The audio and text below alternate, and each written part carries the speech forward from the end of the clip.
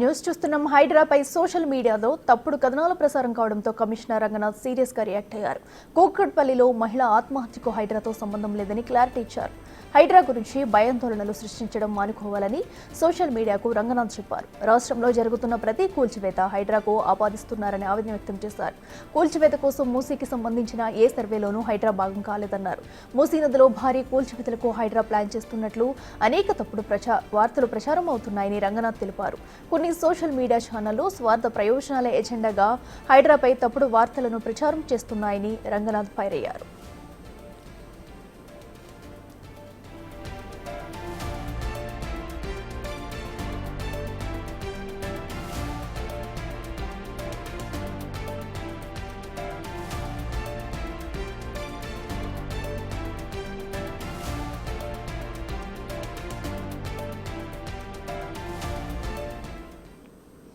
ఇదే అంశానికి సంబంధించి మరింత సమాచారం మా ప్రతినిధి సుజాత లైవ్ లో అందిస్తారు.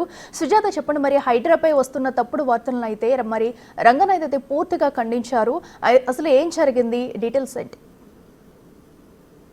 Good morning. ఇప్పటికే మూసీ పరివాహక ప్రాంతంలో అటు కలెక్టర్ ఆదేశాల ప్రకారం సర్వే నిర్వహిస్తున్నారు తహసీల్దార్, అదేవిధంగా రెవెన్యూకు సంబంధించినటువంటి వాళ్ళు. అయితే ఈ నేపథ్యంలోనే మూసీ పరివాహక ప్రాంతంలో ఉన్నటువంటి ఇంటి నిర్మాణాలు ఏవైతే ఉన్నాయో వాటిని గుర్తించి వాటికి రివర్ బెడ్ ఇంటూ మార్క్ చేస్తున్నటువంటి పరిస్థితి ఉంది. అయితే ఈ రోజు భారీ కూల్చివేతలు 17 యంత్రాలతో బెంగళూరు నుంచి తెప్పించి కూల్చివేతలు చేపట్టబోతుంటున్నారు అని చెప్పేసి సోషల్ మీడియాలో వస్తున్నటువంటి వార్తలు తప్పుడు ప్రచారం అంటూ అటు హైడ్రా కమిషనర్ రంగనాథ్ స్పందించారు. ఎందుకంటే అటు మూసీ పరివాహక ప్రాంతంలో చేస్తున్నటువంటి సర్వే ఏదైతే ఉందో ఆ సర్వేకి సంబంధించి అటు ఏదైతే హైడ్రాకి ఎలాంటి సంబంధం లేదు, ఆ సర్వే చేస్తున్నది కూల్చివేతల కోసం మాత్రం కాదు అని చెప్పేసి స్పందించారు. అయితే కూకట్పల్లిలో నిన్న రాత్రి ఒక మహిళ బుచ్చమ్మ అనే ఆమె ఆత్మహత్య చేసుకున్నారు. అయితే హైడ్రా కూల్చివేయబోతుంది వాళ్ళ ఇంటి నిర్మాణాన్ని అని చెప్పేసి అందుకే నోటీసులు జారీ చేస్తేనే ఆమె సూసైడ్ చేసుకున్నారు అని చెప్పి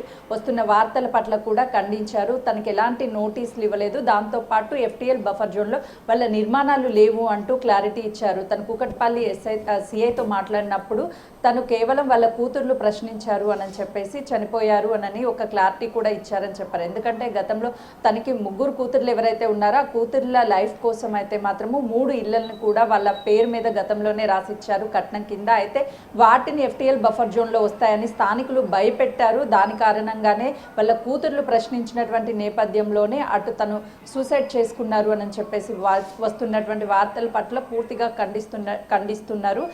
మరోవైపు ఏదైతే వాళ్ళ పోలీసులు ఇచ్చినటువంటి క్లారిటీ ప్రకారం అయితే మాత్రము వాళ్ళు కేవలం వాళ్ళ కూతుర్లు ఆమెని ప్రశ్నించినటువంటి నేపథ్యంలోనే సూసైడ్ చేసుకున్నారని చాలా క్లారిటీగా ఇచ్చినటువంటి పరిస్థితి ఉంది. అయితే పోలీసులు ఇప్పటికైతే విచారిస్తున్నారు వాళ్ళ కుటుంబ సభ్యులని. మరోవైపు హైడ్రా ఎలాంటి పేద మధ్యతరగతి ప్రజలకు అన్యాయం చేయదు, ఎవరిని బలవంతంగా కూల్చివేతలు అనేది చేయదు అని చెప్పేసి అటు హైడ్రా కమిషనర్ రంగనాథ్ తెలుపుతున్నారు. ఈ నేపథ్యంలోనే మరోవైపు ఆ హైడ్రాకి సంబంధించినటువంటి కూల్చివేతలకి సంబంధించి ఏదైతే సోషల్ మీడియాలో తప్పుడు ప్రచారాలు వస్తున్నాయో వాటన్నిటిని కూడా పూర్తి స్థాయిలో ఖండిస్తున్నాము. కేవలం సోషల్ మీడియాలో తప్పుడు ప్రచారాలు చేయొద్దు అని చెప్పేసి స్పందించారు.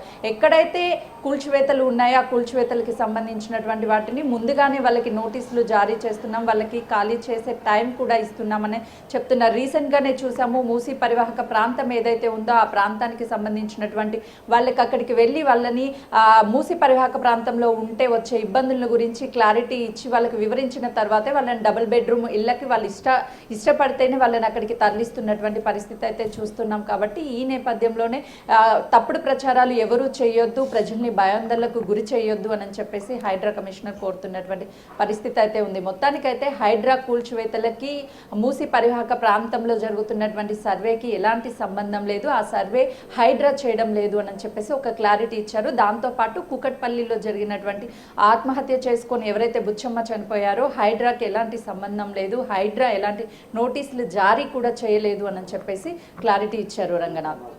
Right Sujatha, thanks for updates.